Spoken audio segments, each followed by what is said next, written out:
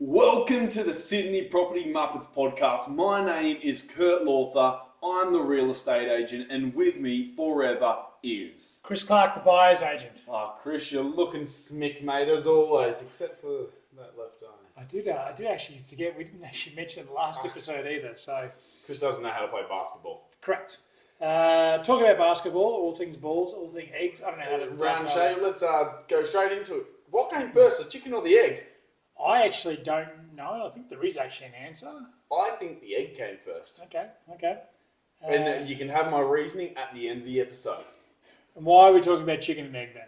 Talking about the chicken and the egg because we're talking about buying and selling property, and what comes first. Is it getting the numbers sorted, as in coming to an agreement on the numbers, and then getting the contract sorted, or are we getting the contract and all the strata or building and pest, and then we get the numbers sorted? You're doing that negotiation piece of a deal. That negotiation piece. Are we getting the contract in order, or are we getting a number done? That's what today's episode is all about. Talking about effectively the scenario or the situation. Choosing a conveyancer solicitor and do's and don'ts and where the importance here lies. But now, I was just going to say, if you flick back to one of our past episodes in the past year, you would have heard me mention as a sales agent that the number is the very last thing you basically want to focus. During the negotiation, you start to work out that you're in the right ballpark because you roughly discussed with the guy price, you roughly know that it's right. Yep. And if you're going down to negotiations, generally you are in the right ballpark. The agent's not. If you're well off, the agent's just going to be like, there's no point continuing forward. Yeah. However, if you're a conveyancer and only earning $1,500 to $2,500 on the deal, you don't want to start working on that contract, putting hours and hours and hours and time and effort into it. Only for your name and your liability and your insurance associated to it. Only for that to get to the very end point, and the negotiation doesn't work out on price. And that's on both sides, right? You've got a conveyancer solicitor who's on the vendor side reviewing, got the contract, reviewing any request of change coming from potential buyers, solicitors, and on the other side you have you have the same person on the other side reviewing the contract and going, and some of them do whatever pricing, $1.5 to $3,000, whatever it's going to be. Some of them offer up to 1 or 2 or 3 reviews, but even still, you can choose those relatively fast. So I think long story short is you and I are on the same page here. You want to get the contract reviewed, accepted to any clause changes, any inclusions. Is it 5% deposit? Is it 10%? Prior to the meat of the negotiations getting done. Yep. All right. What other things we're looking for? We're talking about finding this lawyer to help us. What other things do you think are important? I think in terms of whether you choose a solicitor or conveyancer, I would choose a conveyancer every day of the week. Yep. Because? Because a conveyancer only does property. However, I'm sure you've experienced this probably. I think you've actually had a story with... Yeah, I had one recently where my client had a solicitor, so a lawyer who had other parts of their practices, in particular criminal law. That's all very well and good. When we're getting a contract reviewed, unfortunately they were preparing to go to court the following day to defend their client, not our client, different individual. You're a criminal, mate. In criminal and law matters, which meant they basically went MIA and said we won't be able to review the property contract for up to 72 hours, from 48 hours to 72 hours. And we all know in New South Wales, Sydney real estate, is almost deal. So you want someone who's either specially focused on it, so conveyancer will be, as in that's all they'll do, or you want someone who they actually don't have, they could be a solicitor, but they don't have any other part of their practice. Both can be okay, but just making sure they're wholly and solely. And then talking about specialising, this is a big one of mine. You do, for me personally, wherever you're buying, you want that conveyance to be, or solicitor, if you still want to choose them, specialised in that area. Maybe for the rest of the episode, let's just call it conveyancer just to make it easy for us. Yeah, you want to be in the area. So what does in the area mean? Does that mean in Australia?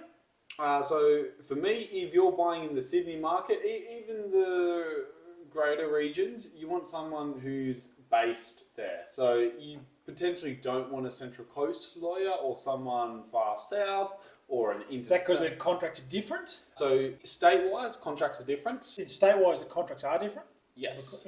Across different states, but Yes. in the state, In the state, generally contracts are same, right? They're the same. Yes. Tricky, So- yeah. so, yeah. So they're same contracts. So why do you want someone else? Why wouldn't you use someone from Wollongong as an example, still part of New South Wales, to not review the contract? Why do you want someone who's based in Sydney? Because what we just discussed, the very first thing is the pace at which things move. Yep. So in Wollongong or even on the Central Coast, a 66W, for example, which means there's no cooling off period, is kind of not needed. A lot of people put down an offer, Almost unheard of. put the 0.25%, and Yeah. Bob's your uncle, and they can do everything.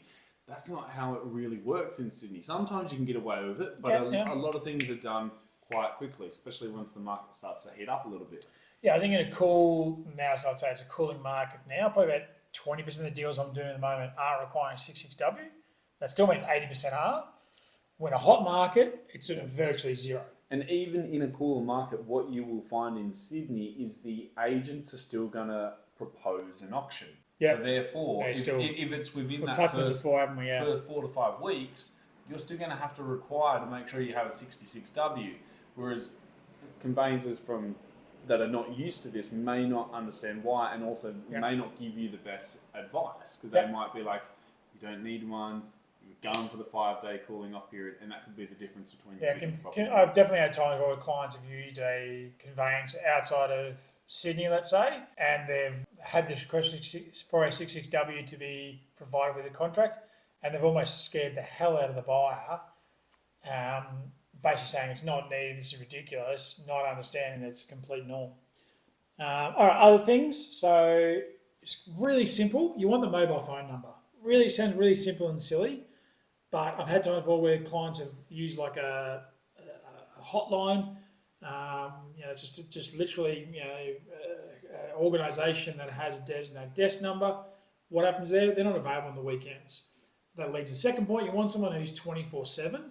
Now that does not mean 1 a.m. they're ready, but you want someone who's going to care to work outside of the normal hours. So maybe a bit early in the day, a bit later in the day, as needed, even potentially on a Saturday. Can I give a perfect example? Don't give a perfect one. Give an absolute amazing. Amazing. So I know a buyer's agent at one time that had teed up their client that they were going to try. Me? Yeah. Oh, jeez.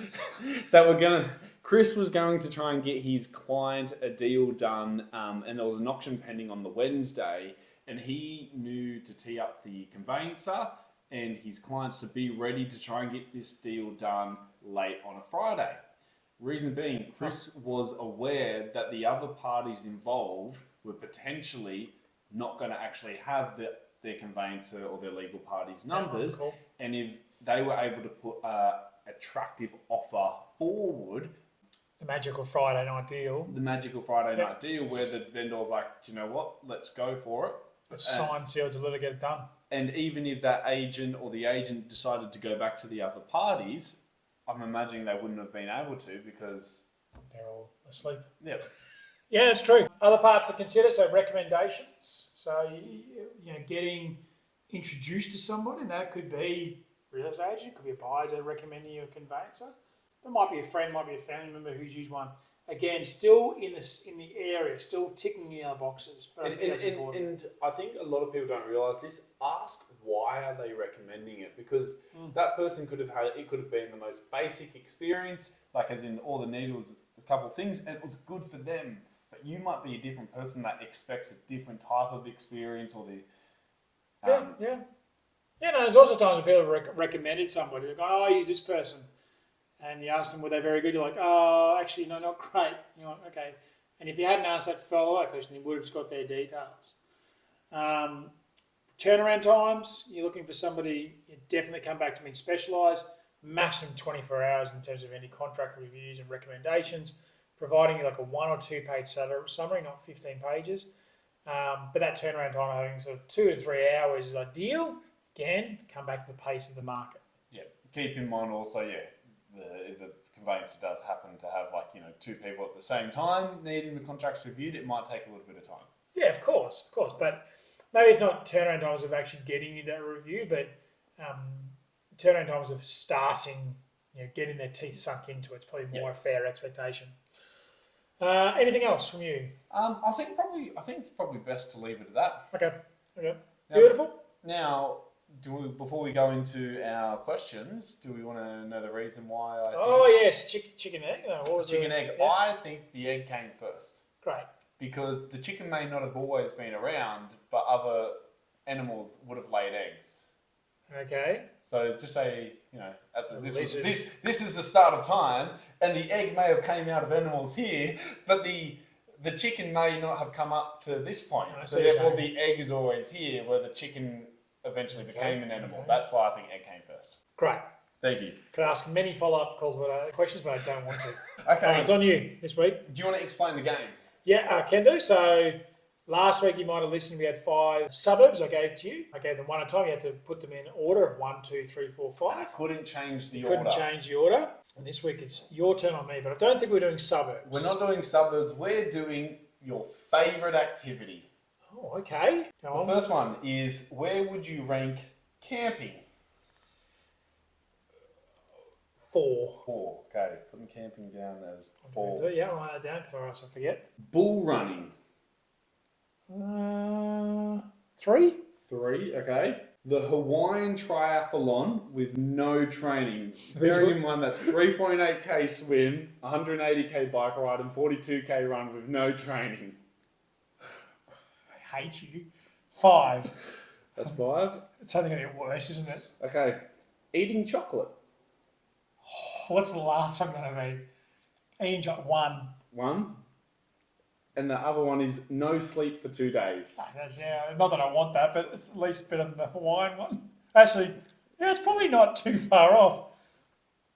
I probably would have done camping would have definitely been up higher in the order. Probably would have put bull running down now. Bull running's fine. I'll be good for that. Why not? I'm happy not to have a horn through my ribs. Yeah, no, but I think they didn't say horn through it, said bull running, so I could do that. Anyway, do you? Just hope you guys got a lot out of this episode, in particular about conveyancers, solicitors, the chicken, the egg, what to look out for. And if someone is about to buy a property or about to sell a property, I think it's very useful to pass on this episode. Beautiful. Now, thank you all for dropping by.